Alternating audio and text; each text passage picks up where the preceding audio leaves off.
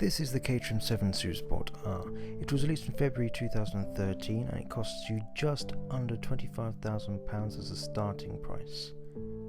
It has a 1998cc petrol 4-cylinder inline engine which produces 180 brake horsepower. This allows the car to get to a top speed of 130 miles an hour, and it can get from 0 to 62 miles an hour in 4.8 seconds. The car also has a 5-speed manual gearbox.